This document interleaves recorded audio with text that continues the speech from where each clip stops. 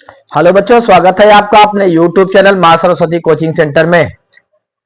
तो देखिए, जैसा कि हम लोग जानते हैं, माध्यमिक शिक्षा परिषद ने जो है हाई स्कूल यूपी बोर्ड का जो है डेट क्लियर कर दिया, एग्जाम डेट। और आपका जो है 24 फरवरी से एग्जाम शुरू होने वाला है। तो आप लोग लगातार मेहनत करते रहिए और देखिए, हमारे साथ आइए, जुड़े रहिए। और हम देखते हैं, हम ऐसे प्रश्नों को इस समय हल करा रहे हैं जो यूपी बोर्ड एग्जाम में जो है आने की अधिक से अधिक संभावना है। तो जैसा कि हम देखते हैं, हमें क्वेश्चन दिया हुआ है, अनुपातों A1/A2, B1/B2 और C1/C2 की तुलना कर ज्ञात कीजिए कि निम्न रैखिक समीकरणों के युग्म संगत हैं या असंगत। हमें यहाँ पे जो है रैखिक समीकरण युग्म दिए गए हैं।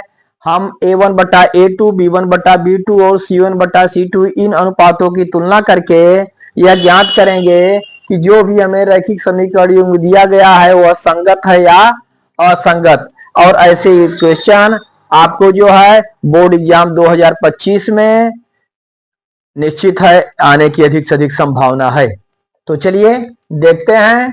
जैसा कि पहला हमें दिया हुआ है 3x + 2y = 5 और 2x - 3y = 7। तो इसे हम इस तरह से लिखेंगे, 3x + 2y - 5 = 0। इसे ले लेते हैं हम समीकरण नंबर 1। और फिर यहाँ पे लिखते हैं 2x - 3y - 7 = 0, समीकरण नंबर 2। इस तरह से हम देखते हैं दो रैखिक समीकरण युग्म हमें जो है ज्ञात है। अब हम A1/A2, B1/B2 और C1/C2 की तुलना करके हम बताएंगे कि यह रैखिक समीकरण युग्म संगत है अथवा असंगत। आप देख रहे हैं समीकरण ए में x का गुणांक जो है इसे A1 कहेंगे, y का गुणांक जो है इसे B1 और अचर पद तीसरा जो है उसे C1। उसी तरह से समीकरण 2 में x का गुणांक A2 है, y का गुणांक A B2 है और A C2 है। तो हम यहाँ पे लिख सकते हैं A1 = 3, B1 = 2 और C1 = -5। फिर नीचे देखिए A2 = 2, B2 = -3 और C2 = -7। तो हम देखते हैं, हम यहाँ पे अनुपात ज्ञात करेंगे A1/A2। A1/A2 हमें क्या प्राप्त हो जा रहा है, 3/2। आगे फिर हम निकालते हैं B1/B2। B1/B2 = 2/-3। अब हम देखते हैं A1/A2 और B1/B2 आपस में बराबर हैं, बराबर नहीं है। तो अतः हमें जो है C1/C2 निकालने की कोई आवश्यकता नहीं है। हम लिखेंगे यहाँ A1/A2 बराबर नहीं B1/B2 के।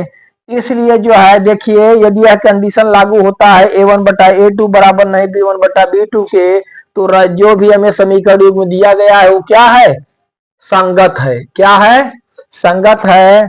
तो हम लिखेंगे समीकरण युग्म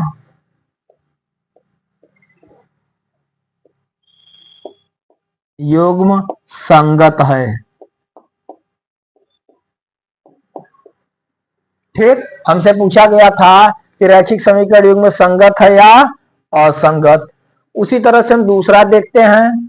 तो दूसरा क्वेश्चन देखते हैं, 2x - 3y = 8 और 4x - 6y = 9। तो इसे हम इस तरह से लिखेंगे, 2x - 3y - 8 = 0। और इसे हम लिख देते हैं समीकरण नंबर 1। फिर हम लिखेंगे 4x - 6y - 9 = 0। इसे लिखते हैं समीकरण नंबर 2। फिर उसी तरह से हम समीकरण नंबर 1 में देखेंगे A1, B1 और C1 है और समीकरण 2 में A2, B2 और C2 है। तो हम लिखेंगे A1 = 2, B1 = -3 और C1 = -8। नीचे आते हैं A2 = 4 और B2 = -6, C2 = -9। अब इस तरह से हम अनुपात निकालेंगे A1/A2, A1/A2 2/4, ऐसे हम सरल कर देते हैं, 2 एक्का 2, 2 दूना 4, 1/2। फिर देखते हैं B1/B2 बराबर -3/-6, माइनस माइनस से कैंसिल, 3 एक्का 3, 3 दूना 6, 1/2। अब हम देखते हैं A1/A2 और B1/B2 आपस में बराबर है। तो हम आगे बढ़ते हैं, C1/C2 निकालते हैं। C1/C2 हमें क्या मालूम हुआ, C1 बराबर -8 और C2 बराबर -9, माइनस माइनस से कैंसिल करिए, बचा आपका 9, 8/9। इस तरह से देखते रहे A1/A2 बराबर B1/B2 बराबर नहीं C1/C2 के। तो यहाँ पे हम लिखेंगे A1/A2 बराबर B1/B2 बराबर नहीं C1/C2 के। जब ही कंडीशन लागू होता है A1/A2 बराबर B1/B2 बराबर नहीं C1/C2 के, तो हम लिख सकते हैं रैखिक समीकरण युग्म असंगत है। रैखिक समीकरण युग्म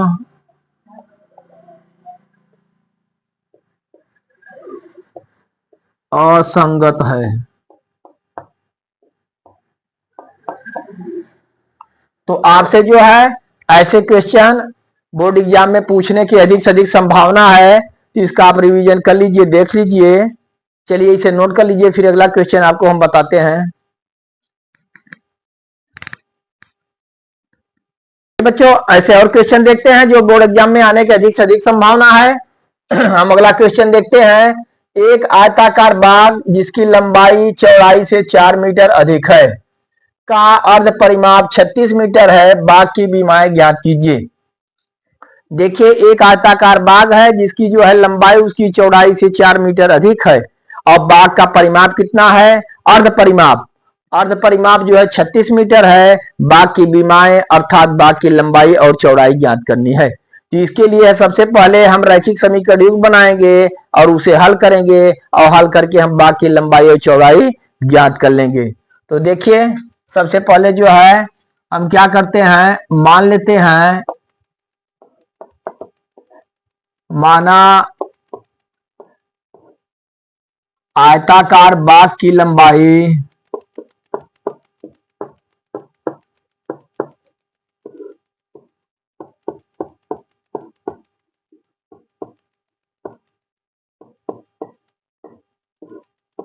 x मीटर है, x मीटर तथा चौड़ाई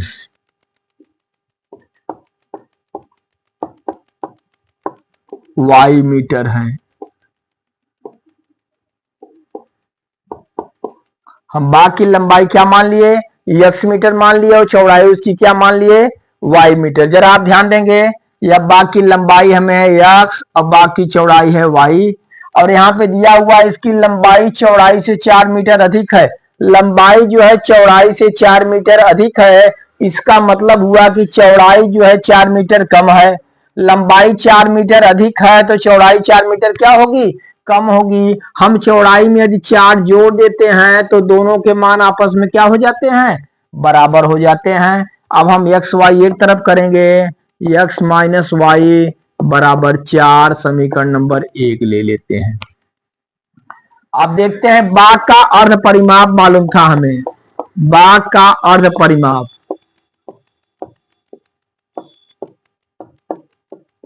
अर्ध परिमाप कितना है बाग का, 36 मीटर, 36 मीटर।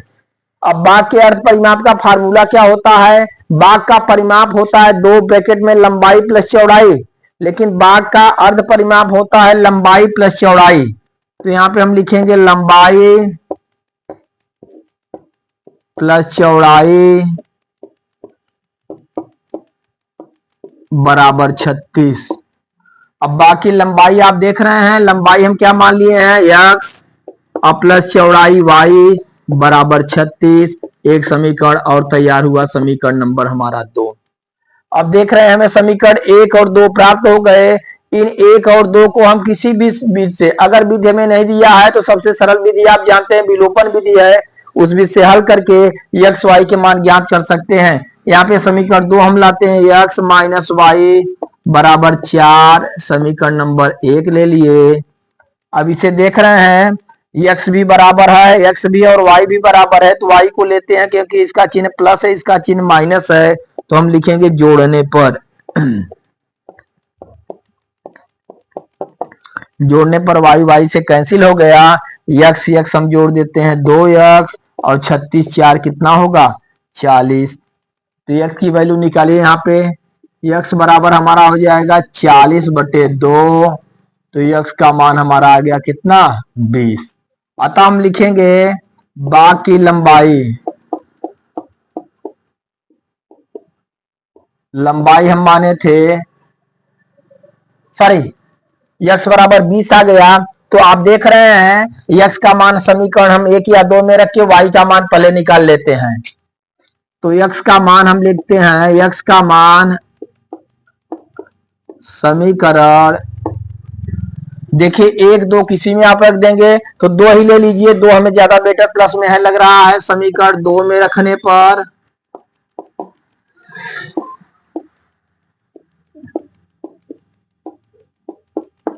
समीकरण 2 हमारा है x प्लस वाई बराबर 36, तो हम यहां लिखेंगे x प्लस वाई बराबर 36। तो x का मान हमें मालूम है 20 प्लस वाई बराबर 36, तो y बराबर 36 माइनस 20 बराबर क्या प्राप्त हो गया 16। तो y का मान क्या आया 16 आया। और हम बाग की लंबाई x माने थे, अर्थात बाग की लंबाई 20 मीटर और चौड़ाई माने थे y, तो चौड़ाई बराबर 16 मीटर। अतः हम उत्तर लिख देंगे, अतः बाग की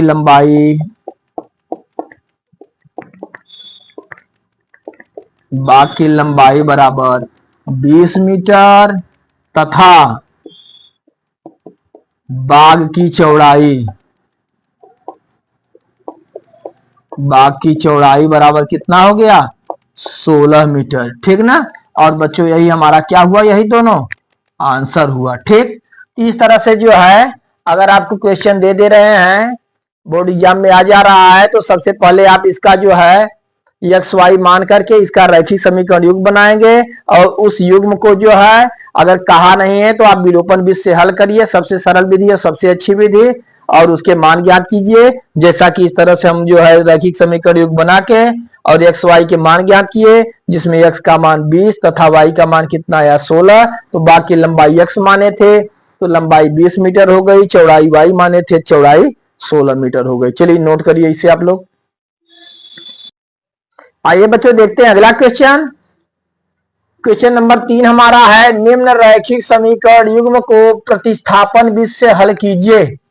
तो देखिए हमें बोर्ड एग्जाम में ऐसे प्रश्नों को आने की जो है अधिक से अधिक संभावना है कि हमें जो है रैखिक समीकरण युग्म दिया रहेगा, उसे प्रतिस्थापन विधि से हल करना होगा।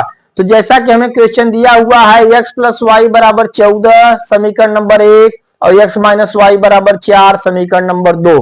तो प्रतिस्थापन विधि से हल करने के लिए हम या तो समीकरण 1 लेते हैं या तो समीकरण 2 लेते हैं। अपनी सुविधा अनुसार जो भी समीकरण सरल समझ में आए पहले उसे हम ले लेते हैं, और उसका मान हम अगर समीकरण 1 लिए रहेंगे तो उसका मान जो है जो भी आएगा उसका मान या x के पदों में या y के पदों में निकालते हैं तो उसे समीकरण 2 में रखते हैं, और यदि 2 लिए रहेंगे तो उसका मान समीकरण 1 में रखेंगे। इस तरह से जो है इसे हम हल करते हैं। जैसा कि यहाँ हम देख रहे हैं, तो हम ले लेते हैं समीकरण 2। सबसे पहले समीकरण 2 से हम लिखते हैं,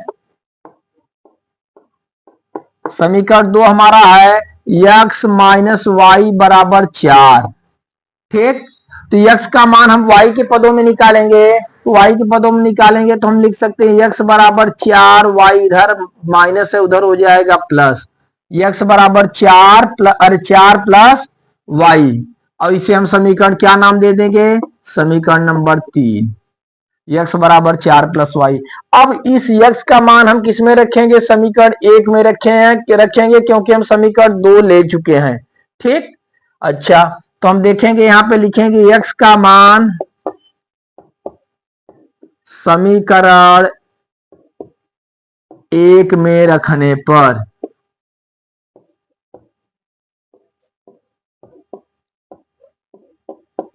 समीकरण 1 हमारा क्या है x प्लस वाई बराबर 14, x प्लस वाई बराबर 14, समीकरण 1 हमें ज्ञात है और x का मान हमें मालूम है 4 प्लस वाई, तो यहाँ पे हम लिखेंगे 4 प्लस वाई और प्लस वाई बराबर 14।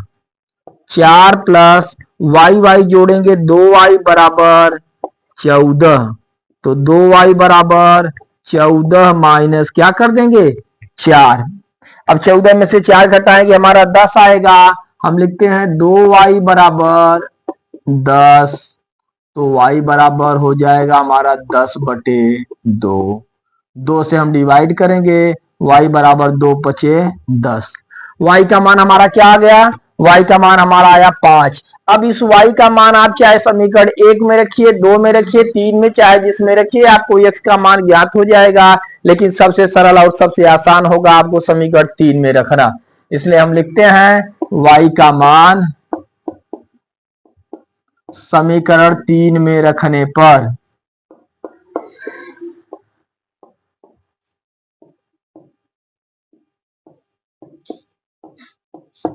समीकरण 3 हमारा क्या है, x बराबर 4 प्लस वाई,